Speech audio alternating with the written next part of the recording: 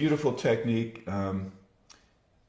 I call it the walkdown, but that's not the technical, maybe, well, it's not a technical term. The walkdown to me means major to minor, to the minor with its 6th degree in the bass. That's how Barry would lay it out. So, if you have your, I'll tell you what, let's see what it looks like on a chart first, so you get an idea of that. So have a look at that How High the Moon chart that I sent out.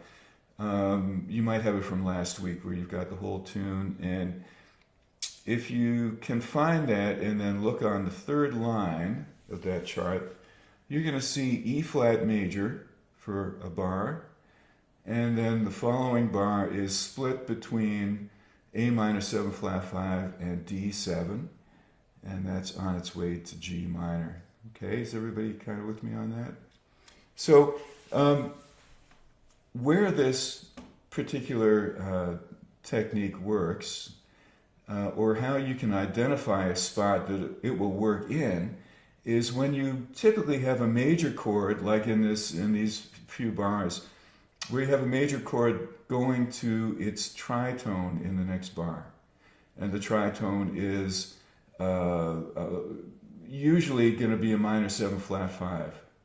Sometimes it'll be a minor 7 and you can make it work too. But so now go back to the sheet and notice that E flat in that first bar, the 3rd line, and A in the next bar, well, E flat and A are tritones of each other.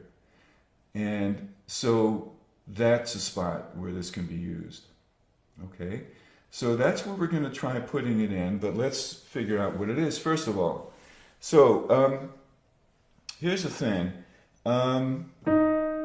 I'll do it in E flat because then we're going to just put it right in the tune after that. E flat major 6, okay? E flat major 6, what is the relative minor? Dean?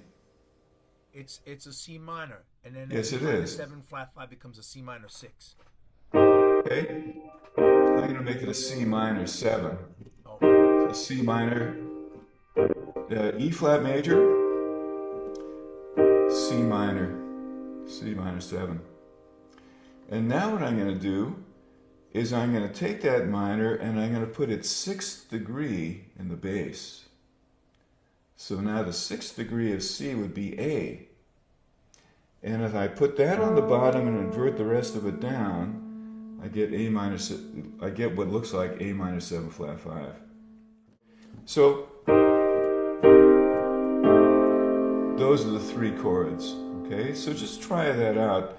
You can do it all in root position like this. So E flat 6, invert it down to C minor 7, and then invert that down, putting the 6 of A at the bottom, and it's going to look like a root position A minor 7 flat 5 chord. Okay? So that's the root motion. We have the tonic, major 6, or the major going to the minor with the 6 in the bass. Okay? Now, we get to add into that as well. Because you see, in between some of these points, we have a diminished. If we're in the key of E flat, well then, D, F, A flat, B would be our diminished, right? So, in between the E flat and the C, we have a diminished note which we can put in to get us to that relative minor. Now, guess what? Below that relative minor, we have another diminished note, the B. Now, here, you can actually add an inversion of the 6. You can play the major with the 5th in the bass. Okay? So that would be E flat 6 with B flat as the drop note, or B flat in the bass, the 5th. And that falls to the minor, remember it's C minor, with the 6 in the bass. Okay? So I'll do that once more and then I'm going to back up and say it all again. So maybe I'll say it all again first. Here are our 3 key points. We've got the major, whatever key you're going to play it in. You got the relative minor, and we've got the sixth of that minor in the bass. Okay, those are the three main points to keep track of. Now, the key of E flat, well, guess what? We've got a diminished that falls in between some of these notes. D would be a diminished note taking us to C. B is a diminished note that can take us directly to the A, or we can pass through the major with the fifth in the bass. If we want to actually play everything, we can do that. Then we can play the minor with the sixth in the bass. Okay?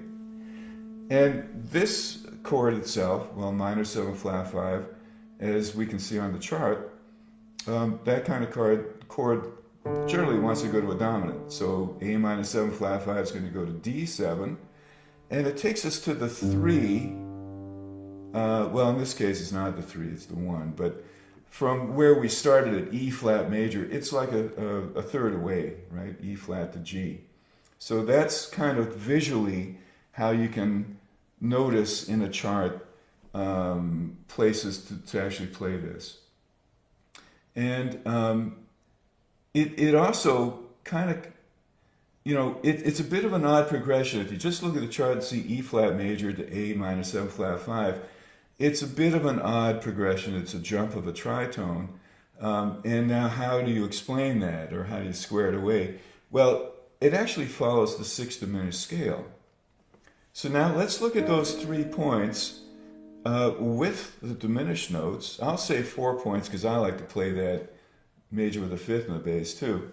Look how it follows the descending scale. So I'm going to descend the E flat sixth diminished scale from E flat. Now I'm just talking about the scale degrees now. That would be the 7, or diminished note. That would be the 6 of the scale, or back to E flat 6. That's a diminished note, or the flat 6 of the scale. That's the 5 of the scale. Remember I called it the major with the fifth in the bass. Now that's where it departs the scale. It goes down a half step to A, which is not in the scale. Okay? But this much of it, that is the scale. It's E flat 6 diminished.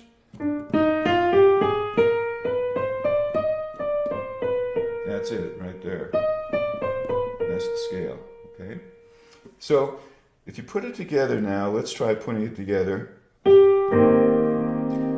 I'll voice it like this. So I've got E flat 6 and E flat's my drop 2 note. I'm going to the diminished. I'm going to the relative minor. Here's the diminished again. Back to the major with the fifth in the bass. And there's the minor with the sixth in the bass. Okay? Now rhythmically, it's 1, 2, 3, 4, and 1. Okay?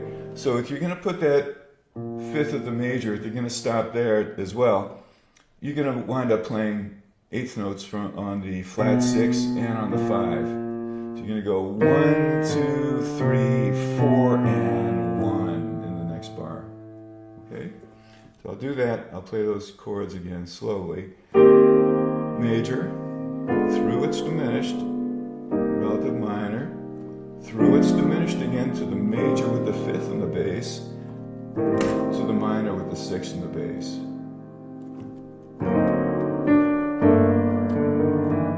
Goes on to resolve in the tune, right? And there's a lot of ways to represent this movement. There's a lot of ways to play it. The first way that you should learn it is this way, like just descending and through the chords, so you can see actually how it works out. You know, it's easier to see that way, but in the end, there's a lot of different ways that you can play it.